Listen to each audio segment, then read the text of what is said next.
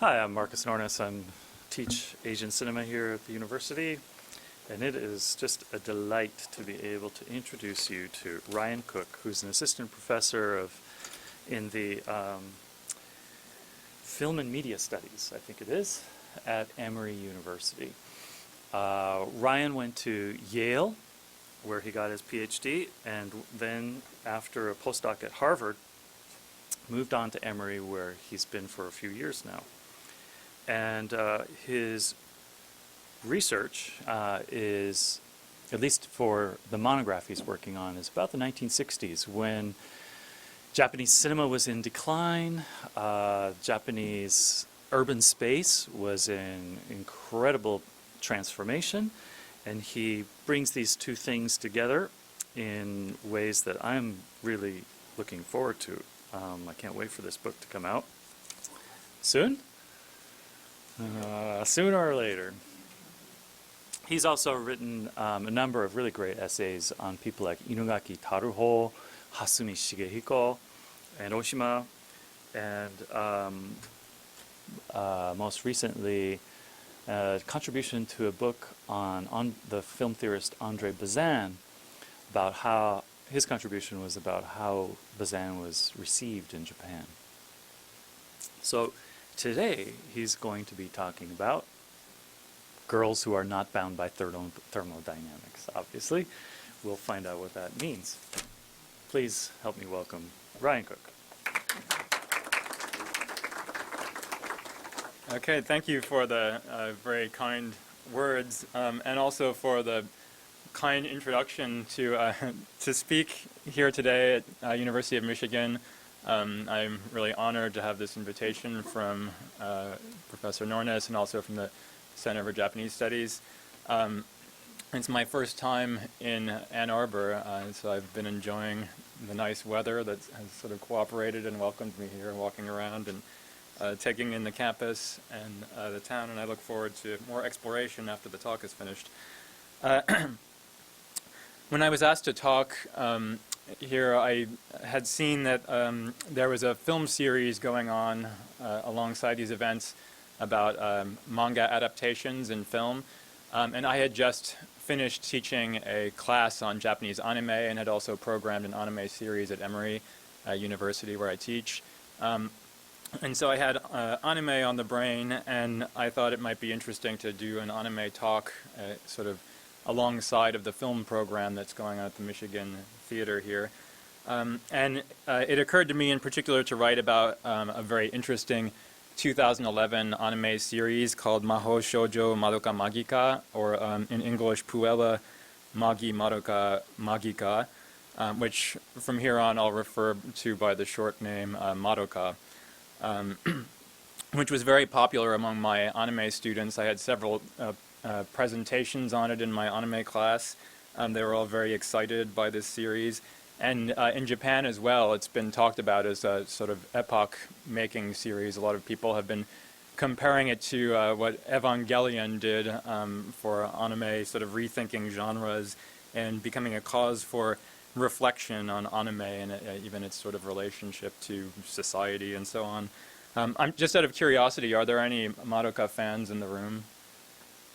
Quite a number of you anyway. It may be that you guys can tell me lots of things about Madoka that I don't know, but I'm going to try to bring a sort of novel, hopefully, perspective to this today.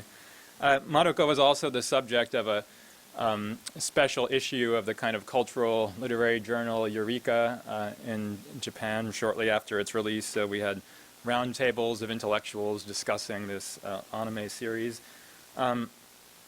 But my interest in this was in part because it also has striking ecological themes, and in fact I'm teaching a seminar this semester and was starting to do so at the time that I got this invitation on film and ecology. I'm teaching, it's sort of divided between environmental science students and film majors, and we're having lots of really great discussions about ecology and how this relates to media and film. And so it struck me that it would be a sort of natural choice for a topic to take on Madoka and sort of unpack some of its ecological themes.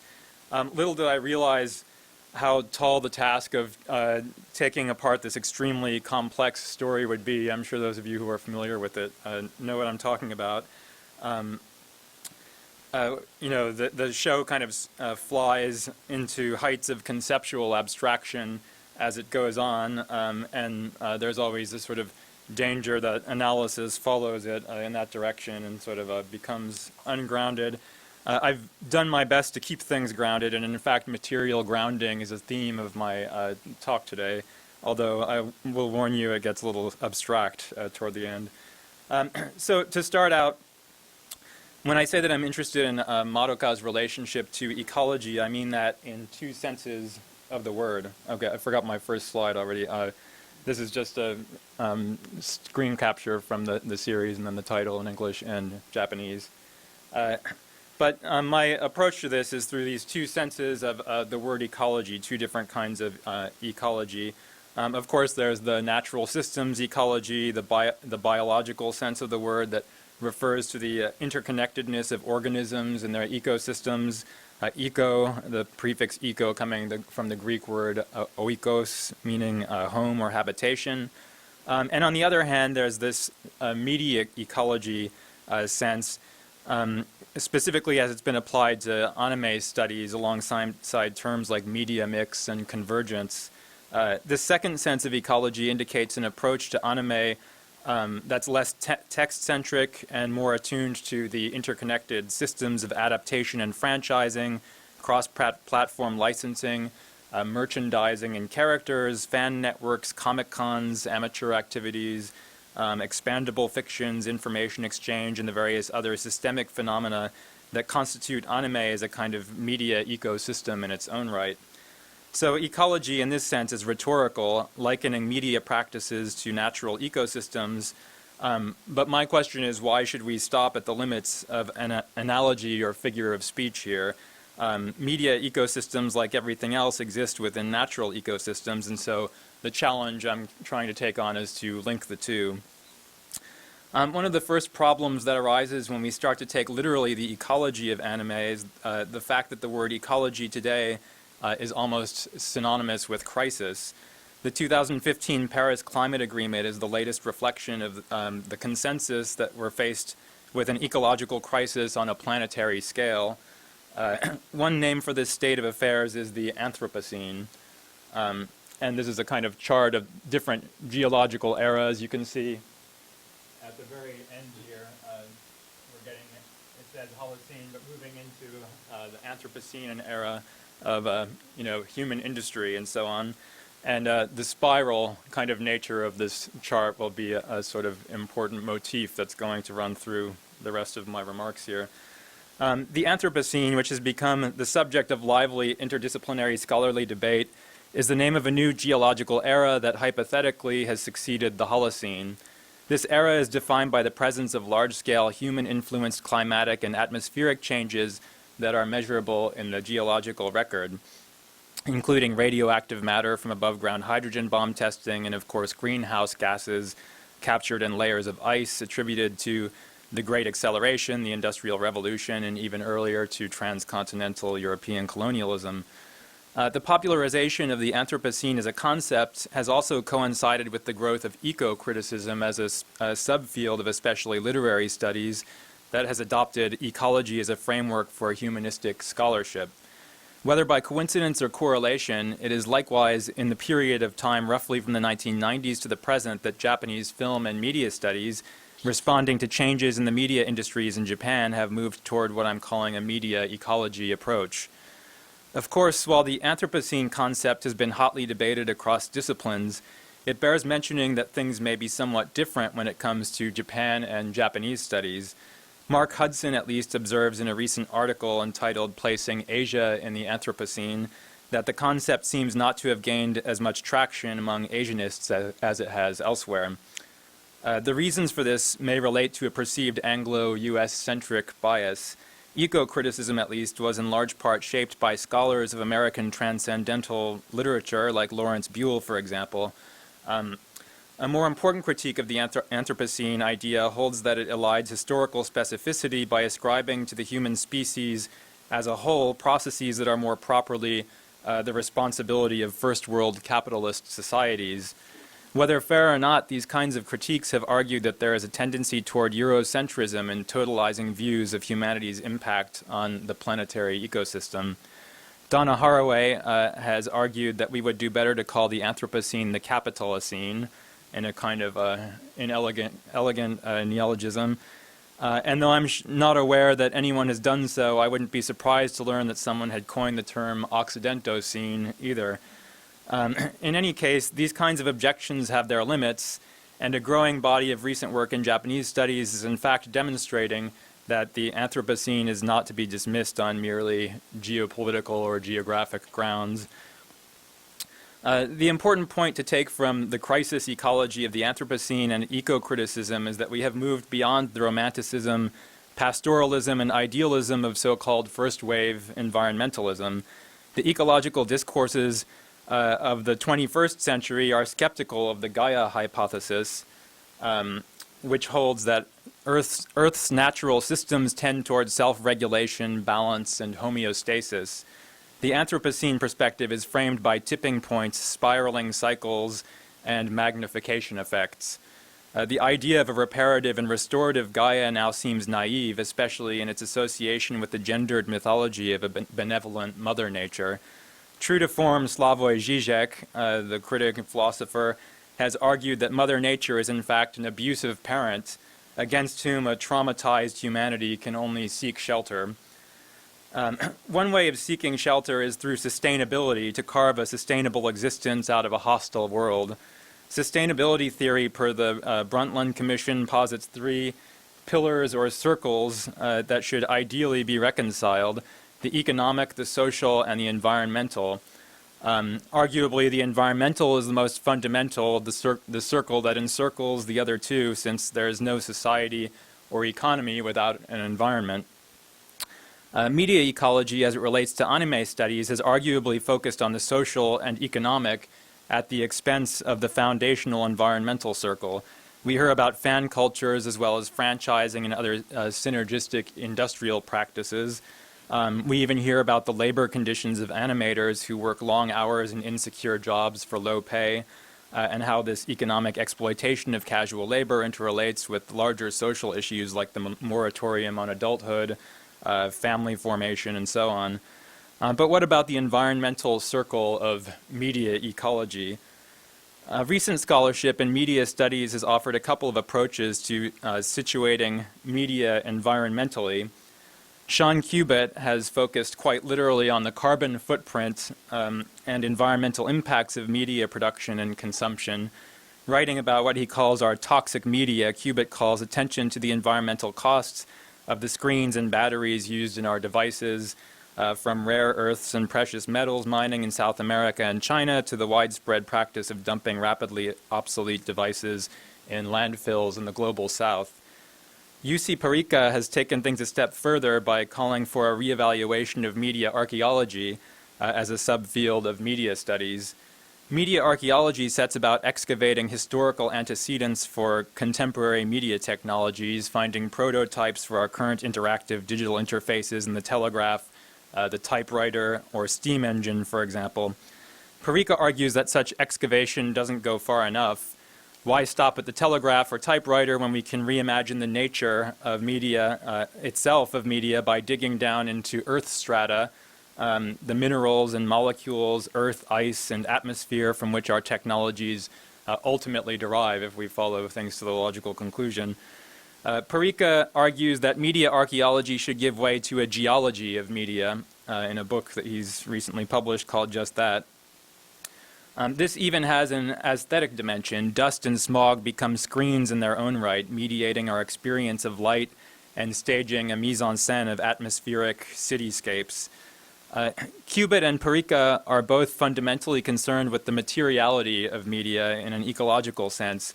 Media not only as virtual networks or insubstantial data, but as material interfaces grounded in the crisis ecologies of the Anthropocene. Parica is especially eloquent on this point. He singles out the example of the cloud, a common metaphor that likens our information storage and communications networks to a weightless ether. But Parica reminds us that the cloud is actually anything but light and permeable. It relies on massive data centers with huge carbon footprints, consuming ever-growing amounts of energy as data demands escalate. Riffing on the fact that these data centers, like nuclear power plants, need constantly to be cooled in order not to melt down, Parikka argues that we should talk about the cloud the way we talk about steampunk in terms of its coolness. The cloud can be cool not only physically in the sense that its hot data processors are under constant refrigeration, but also affectively in the way it coolly and artfully reflects a paradox. So for Parikka, steampunk's anachronisms reflect the contradictions of the cloud. They bring together the lightness of steam and the heaviness of industry and blend the high technology utopian networked future with the brick and mortar, carbon intensive and apocalyptic industrial past. Critics of anime, especially as it has developed since the 1990s with the expansion of late night television, niche markets and adult genres, often complain that anime as a media phenomenon has tended to drift farther and farther from any grounding in social reality. Miyazaki Hayao himself, one of the most prominent names in Japanese animation, has criticized recent anime for its preoccupation with citation and self-referentiality. From this perspective, anime seems unanchored from material reality, like a play of variations at several degrees of remove from an original theme, an endless series of recombinations and permutations of pre-existing tropes, genres, and character types, many of which are only abstracted versions of prototypes formed by Tezuka Osamu, the father of Japanese anime in the post-war period. Azuma Hiroki has equated anime ecology with a database culture in which fetishized bits of data are assembled and reassembled into various combinations that have little grounding in any real social necessity beyond the manias of fans. This kind of dismissive perspective sends anime and its fan cultures down a rabbit hole of self-reference, genre play, abstraction, simulation, masturbation, and so on. But while this relates on one hand to a sense of anime as disconnected from material reality, on the other it lays the foundation for an argument that anime is in fact uniquely material on the level of its code. The more codified anime becomes, the more opaque and concrete its fictional worlds become as formal narrative structures. Timothy Morton has argued that postmodernism, in the form of discourses about simulacra and the end of history and the eclipsing of locality and the specificity of place, has met its match in the 21st century, where materiality and place have reasserted themselves in the context of crisis ecology. In the face of natural disaster and climate change, the postmodern notion of a world of empty simulacra and weightless virtual reality has ended up looking like nothing more than a late symptom of modernity. Modernity in the form of the myth that humankind can transcend its material conditions through technologies of speed, planes, trains, and automobiles. There's a return underway to materiality in the sense of a connection to ecology and earth systems, with the qualification that these systems are of such a complexity and magnitude that they can perhaps only be apprehended piecemeal through the kinds of microscopic and geologic operations involved in examining minerals and bacteria and dust to take media geology and ecology theological conclusions. In the same way, while anime may seem to descend into the abstraction and inconsequentiality of codification and play on formulas, these codes themselves can have their own materiality and ecological sense of place, like steampunk in Parikka's analysis. So on a certain level, what's at stake in connecting media ecology to natural ecology is finding material conditions that link the two, something that gains urgency from the idea that the natural ecological world is in crisis. For the remainder of this talk, I want to connect this observation to a case study, the anime Puella Magi Madoka Magica, or Madoka for short. I'll address several ecological aspects of Madoka, but we'll start with a thematic analysis, especially focused on the theme of energy, which is central to the series and has even resulted in these kinds of memes. This is a character who you're going to hear about momentarily, and of course thermodynamics as a motif is being played on here. It would be a fool's errand to attempt to reconstruct the plot of Madoka, and in any case I'll try to minimize spoilers for those new to the series. Suffice it to say that the world of Madoka itself is a world in crisis, and the crisis is one of energy. Briefly stated, the universe has been destabilized by entropy in this fictional world, and an extraterrestrial species of incubators known as cubae, for short, from incubator, who are attempting to maintain cosmic equilibrium, have discovered that the emotions of human girls are immense energy sources that can be tapped and harvested and used to compensate for burn-off at the galactic level. The incubators, or cubae, harvest girls' emotions through Faustian contracts. In exchange for a wish granted, and seduced by the idea that they will gain powers to restore harmony to world affairs, girls give their souls to cubae, who transforms them into witch-fighting magical girls. The powers of these magical girls derive from their strong feelings of hope, but as their battles against grievous witches who wreak havoc on Earth wear on, their own optimism turns to grief. Unbeknownst to the girls who contract with cubae, the fate of witch-fighting magical girls is ultimately to become witches themselves in a cycle of emotional reaction that stabilizes an entropic universe while maintaining the human world in a state of crisis. If we read Madoka as allegory, it seems almost too neatly to map onto the Gaia versus Anthropocene problematic I described earlier. Given the gendered nature of the magical girl genre, which is homosocially female and has historically been targeted at girls, though Madoka is not targeted at girls per se, the allegory in Madoka can even be connected to a particular branch of eco-criticism, namely ecofeminism, as a critique of the mythology of a self-healing feminine and maternal nature. In Gaia theory, the role of Mother Earth as a regulator of energy very much resembles that of magical girls. She mitigates the forces of entropy, restoring balance and harmony and homeostasis. Magical girls as ecological healers are synonymous with Gaia in this allegorical reading. But the twist of Madoka is that Gaia herself is just the most visible link in a spiraling ecological crisis that tips inevitably into entropy, not homeostasis. In this sense, Madoka as ecological allegory invokes the maternal myth of Gaia only to reframe it within crisis.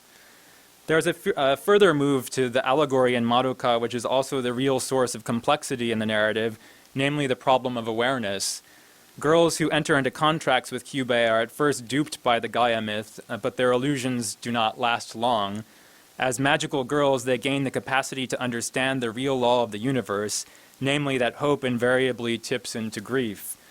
Cubae says that girls are not bound by thermodynamics, that their emotions are so strong they have the power to counteract entropy in the universe. However, once girls understand that this does not mean they are individually immune to burnout or tipping points, expressed in the story world as transformation into a witch, they can use this awareness under exceptional circumstances to turn their powers toward rewriting the laws of the universe. This is precisely where things lead, and once this happens, first individual characters and then the entire story world becomes stuck in a loop of circular time and circular space, timelines bending back on each other, microcosms within microcosms, and an ontological and ethical dilemma in which equilibrium and disaster become correlated and looped as girls use wishes and time travel to build worlds against the law of entropy. It's not energy or magic alone that plunges magical girls into this state of affairs, but an ecological awareness and a recognition that Gaia is illusory. And here you can sort of see the curvature theme that runs through a lot of the series visually. There's a town that becomes a sort of setting. It's where the girls sort of live and the drama unfolds, which turns into a kind of self-enclosed loop. They try to leave the town and the road just loops back on itself. The bus out of town always ends at the station that it departed from. So it turns out that this town is a sort of microcosm with no exteriority. I can anticipate objections to the kind of allegorical reading of Madoka that I'm making as an ecofeminist complication of the Gaia hypothesis. Mitsuyo Wada Marciano in particular has criticized especially English language anime studies for taking auteurist, text-centric approaches that lead to such allegorical interpretations. She quite reasonably points out that, at least to a point, much English language anime scholarship is focused on auteurist cinematic features like Metropolis, Akira, Ghost in the Shell, or Princess Mononoke. She argues that in focusing on these cinematic texts, scholars have canonized and deterritorialized original films while ignoring the importance of especially television and the myriad other peripheral dimensions of anime as it is locally situated in Japan. Her advocacy of intertext or network over text is effectively a media ecology position. Wada Marciano is not wrong, and her admonishment is a reminder of the need to consider not only the themes of Madoka, but the circumstances under which it was produced and broadcast. As I mentioned, Madoka originated in 2011 as a television series for the late-night market in Japan, meaning that its target audience was young adults, in this case both men and women. The series relied on the novelty of its uniquely dark reworking of the magical girl formula and on word of mouth to generate interest. But a terrible coincidence seems to have contributed in no small part to its momentum among fans, namely the 3/11 earthquake and tsunami that shockingly laid waste to much of the coastal region of northeastern Japan in March of 2011 and caused a meltdown at a nuclear power plant in Fukushima. These events took place in the midst of Madoka's original television broadcast, causing the final episodes to be delayed in a gesture of restraint, or jishuku. In fact, similar to many late-night television anime, episodes of Madoka were being produced on a very tight timeline and under severe kind of constraints. So the crew was rushing to complete shows right before they were aired along the way, and as a result, the continuation of the series had not been finished at the time that it was interrupted. So the post-disaster hiatus meant time not only for audiences, but also for the production team to reflect and sort of incorporate what was going on around them into the series. Localized in this way, Madoka takes on a sense of groundedness and even urgency in relation to a reception context where its themes of ecological crisis must have resonated.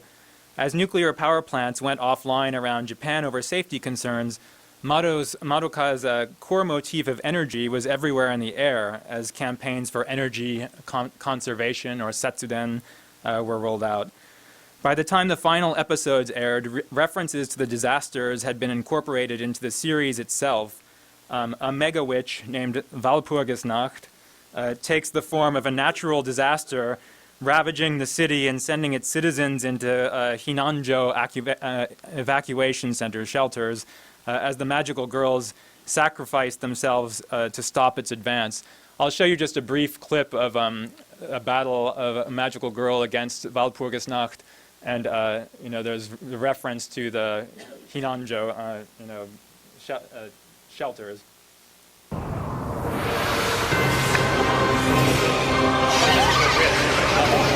これ以上先に進まれたら避難所を襲われる。どうにかしてここで食い止めないと。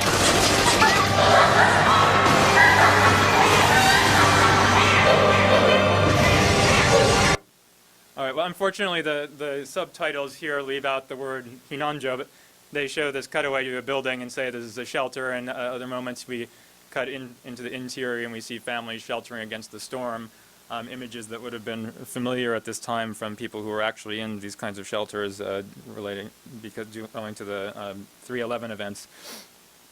And of course, the witch figure is figured as a natural disaster, a huge storm that's kind of tearing the city apart.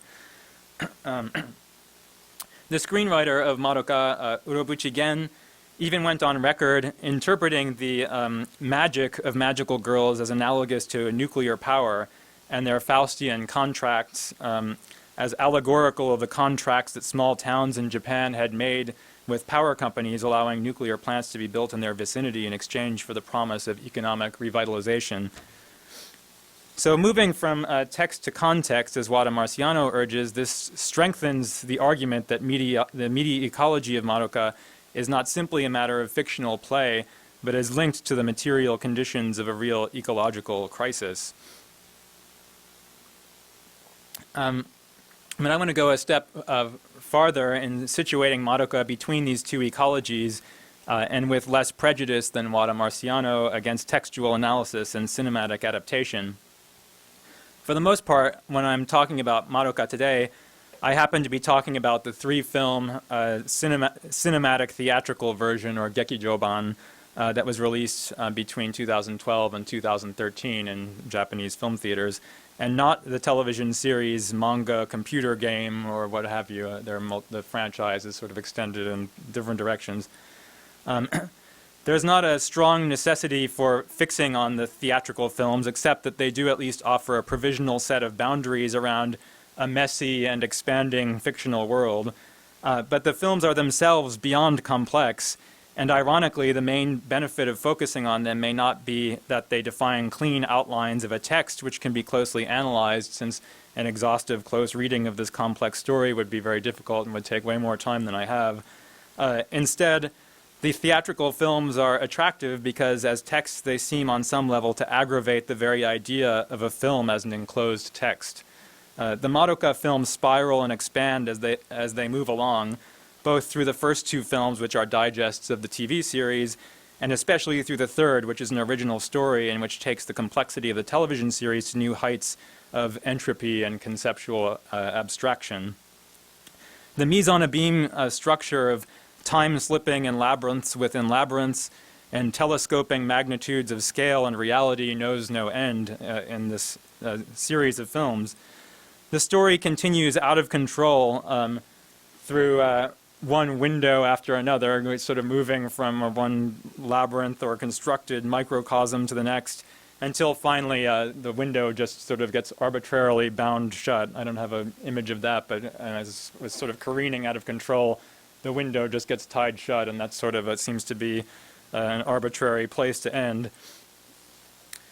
Even at that point, the crisis continues beyond the end credits in an epilogue, a post-credit epilogue, where the current world order seems to be in the process of falling apart at the seams.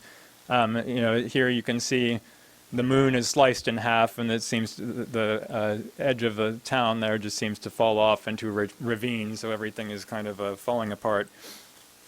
And this is what we're left with in the end credits. Earlier, I cited the argument about steampunk, that its coolness consists in protesting that future things like the cloud are not weightless but heavy and material. I'll conclude by arguing that somewhere between text and context, Madoka performs a similar hack of the perceived masturbatory postmodern self-referentiality of anime genre play by turning our awareness to the materiality of anime code itself. As I've just said, this has to do with the tendency of Madoka to tear away from the immersiveness of its fictional world and to resolve into something like a sheer formal structure in the shape of an enormous loop or spiral, like that spiral kind of representation of geological eras that I showed you in the Anthropocene slide. But this extends also to Madoka's treatment of genre conventions in anime code. Madoka is in fact famous for the way it subversively mashes up genre formulas, beginning of course with the magical girl setting, which, from its post-war prototype in Sally the Witch, has tended to treat magic as a kind of comedic, early teen coming-of-age motif. Anime fans will also recognize many other common formulas in plot pattern and plot patterns in Madoka. The time slip loop structure, which is familiar from The Girl Who Leapt Through Time, or more recently, All You Need Is Kill, which was remade by Tom Cruise or adapted by Tom Cruise as Edge of Tomorrow. There's also the Urashima Taro-like alternate worlds and timelines, or embedded microcosms that recall, for example, Urusei Yatsura, the Beautiful Dreamer kind of series, as well as elements of robot anime, the world crisis patterns of Sekai-kei, transforming, fighting, and revolutionary girls, the mysterious transfer student, even kind of slice of life elements mixed all up in this series.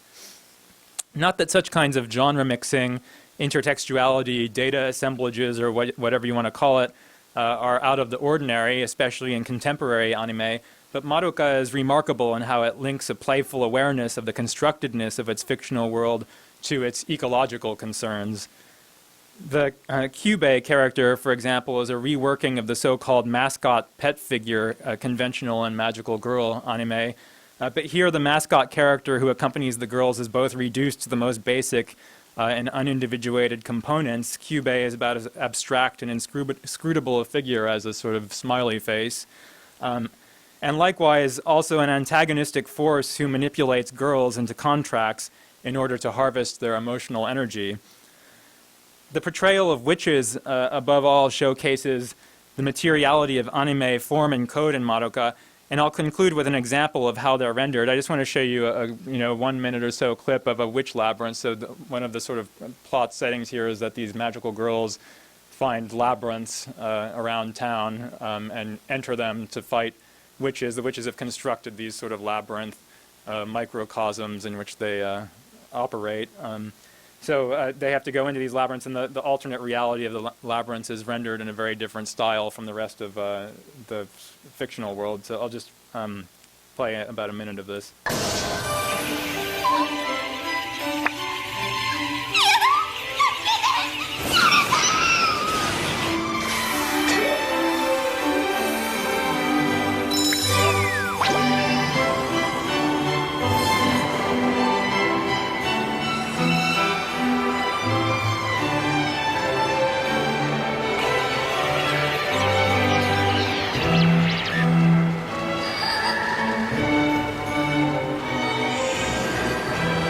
罰なのかなこれって。きっと私が弱虫で嘘つきだったから罰が当たっちゃったんだ。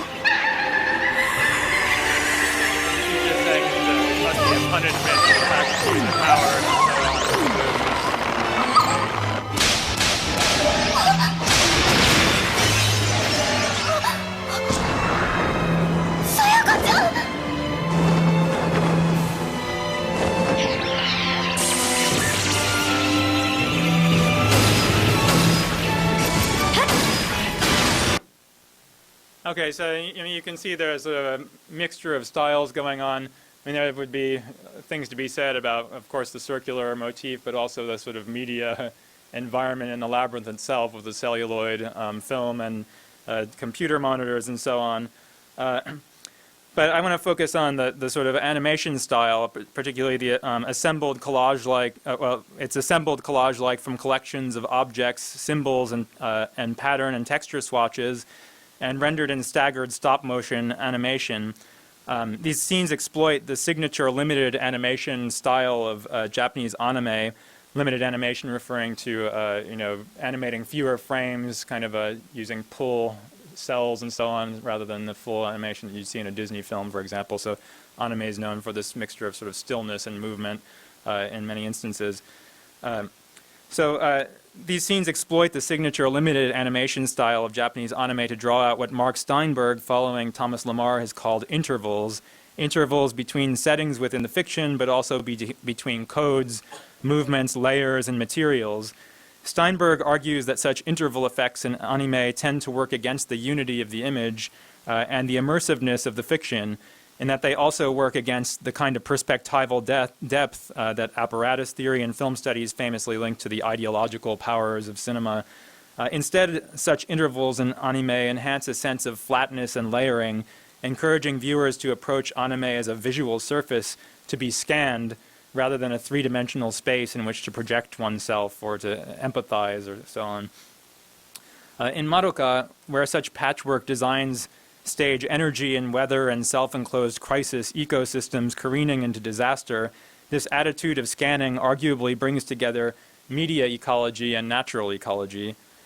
Timothy Morton, in his book Dark Ecology, argues that what it means to live in the Anthropocene is in no small part a matter of ecological awareness, what he calls ecognosis.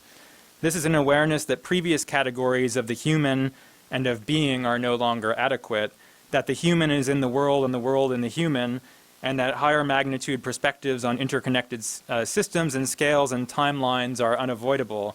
The Anthropocene human, Morton says, is like a film noir detective who becomes aware the criminal he is investigating is none other than himself, like the Blade Runner who becomes aware that he is actually a replicant with implanted human memories. but also like Alice trying to leave the looking glass house, but being returned to it every time by the same door through which she's trying to exit. This is a species-level awareness where every time we turn the ignition of our car, Morton says, we see not one but a billion ignitions turning under fingers that both are and are not our own. Crucial to this awareness for Morton is a philosophical understanding of objects, that they are both there like our fingers on the ignition, but also beyond our grasp like all the fingers of our species, contributing collectively to climate change.